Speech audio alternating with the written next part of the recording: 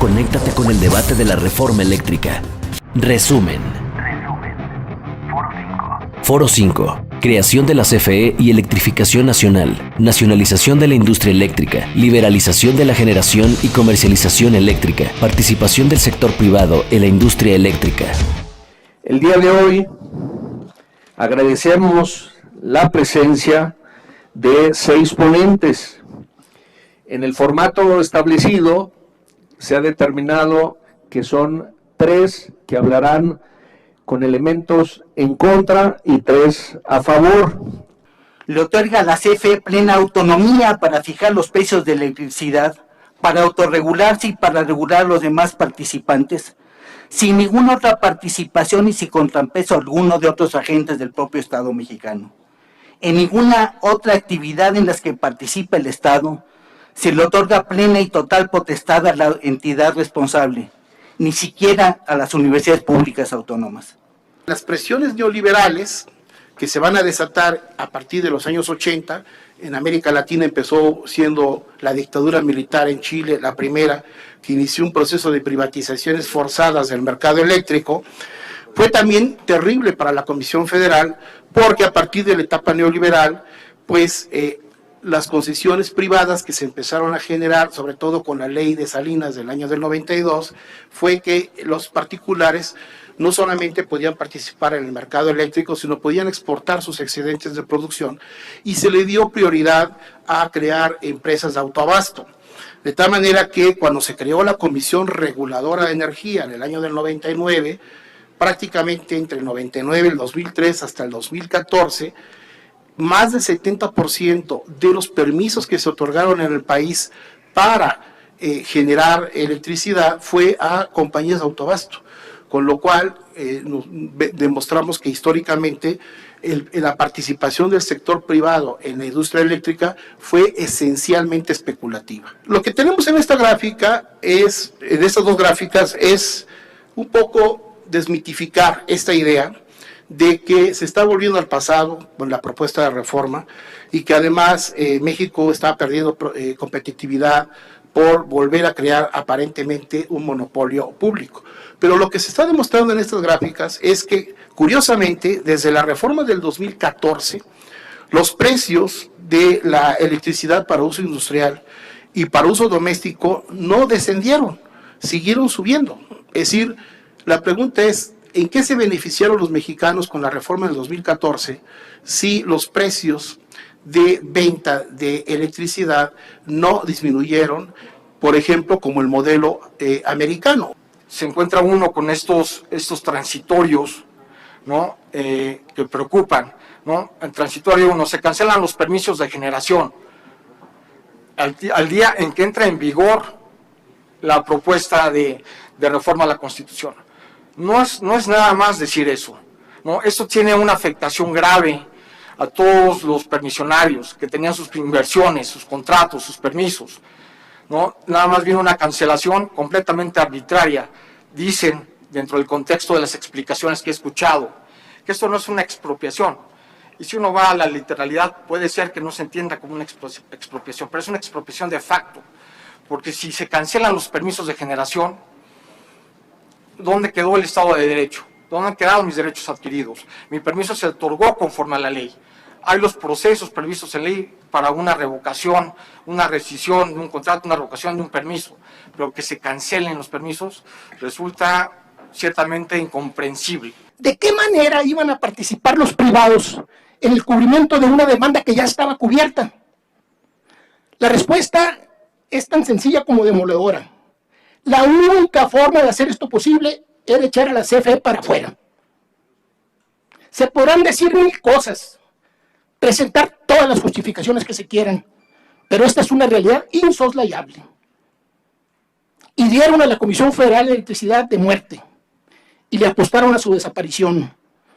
Para sorpresa de todos, la CFE aún resiste. Quiero resaltar el papel y la participación de los jóvenes. En estos mercados complejos y su constante evolución y cambio, que requieren no solo de especialización, dinamismo y creatividad, sino de la participación de un sector de la sociedad clave, como ya lo mencioné, los jóvenes. Nosotros podemos aportar ideas e innovación no solo en materia tecnológica, sino en generación de regulación sectorial, a través, por ejemplo, de la Comisión Reguladora de Energía, la elaboración de políticas públicas, participando, por ejemplo, en la Secretaría de Energía, y la creación de nuevos mecanismos que permitan hacer frente no solo a los retos del presente, sino del futuro. Finalmente, debemos enfocarnos en obtener seguridad y no soberanía energética, es decir, un acceso universal a energía asequible, segura, sostenible y moderna, que además nos permita combatir el cambio climático. Y para ello, no requerimos esta reforma. Esta reforma sí tiene visión de futuro y se va a llevar desde la Comisión Federal de Electricidad. Y la Comisión Federal de Electricidad no es un órgano aislado de la sociedad, es parte del Estado mexicano. La transición energética va a estar orientada desde la Comisión Federal de Electricidad y está en la reforma. Como joven y como padre de familia, yo me siento muy orgulloso de la reforma que está impulsando el presidente, con jubilados de la Comisión Federal de Electricidad y académicos destacados, no con funcionarios que trabajaron en un momento que el país quiere olvidar, ese momento del neoliberalismo que tanto daño no nos ha hecho nada más a nosotros. Tienen que aceptar que las redes de transmisión y distribución que son de Comisión Federal, pero que han sido administradas por los consorcios privados a través de estos órganos reguladores, pues tienen que cubrir los costos de lo que significa conectarse a una red de transmisión y de distribución, porque lo que está pasando hasta ahora es que estas líneas son de Comisión Federal, pero se administran por los privados. Se trata de hacerles entender que el servicio público de electricidad no es una commodity cualquiera, es un servicio estratégico, es un derecho humano hoy para toda la población. En un país con tantas desigualdades, un país con tantas diferencias salariales, no podemos darnos el lujo de dejar el mercado eléctrico en manos del mercado. Entonces, tiene que haber un mecanismo de regulación.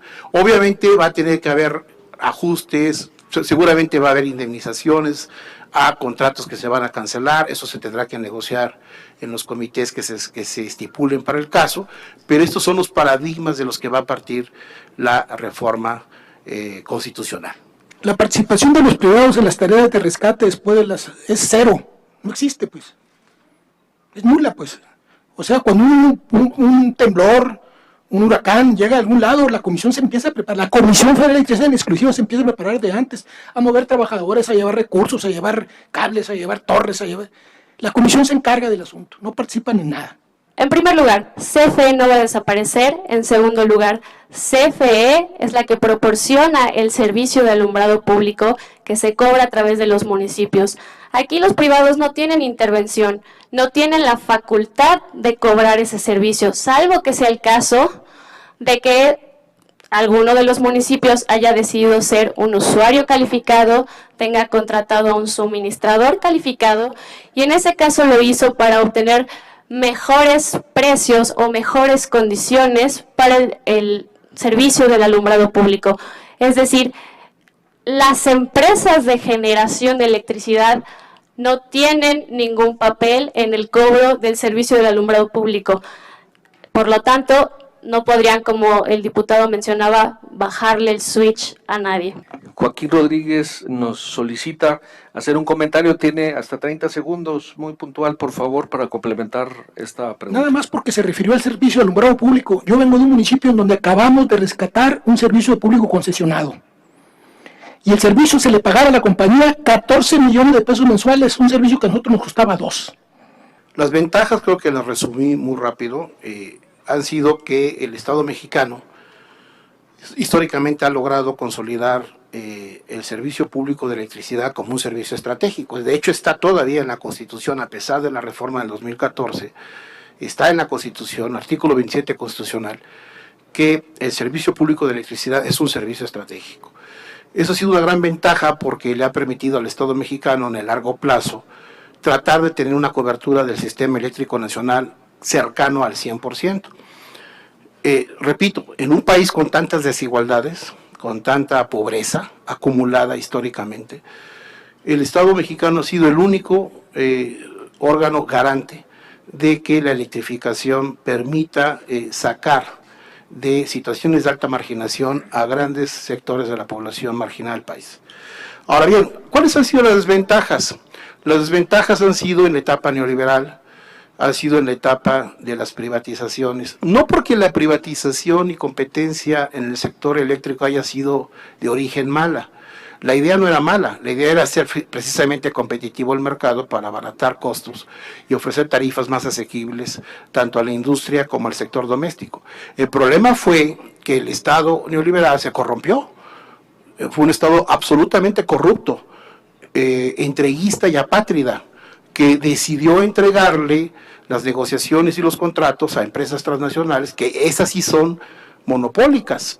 Los modelos de Francia y de Italia, de Enel y de Electricidad de Francia, hoy en día son exitosos porque tienen una empresa pública que atiende el suministro público, atienden el suministro básico, y es un instrumento del Estado para promocionar o para llegar o garantizar el abasto de electricidad, como lo hace la Comisión Federal de Electricidad de México.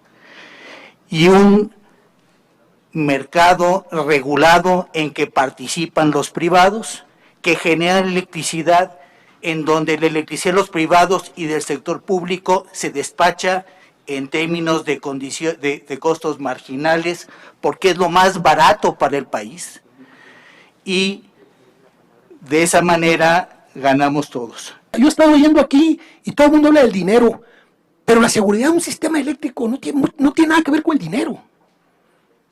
Es decir, el dinero es un factor aparte cuando estamos hablando de un servicio público. ¿Por qué?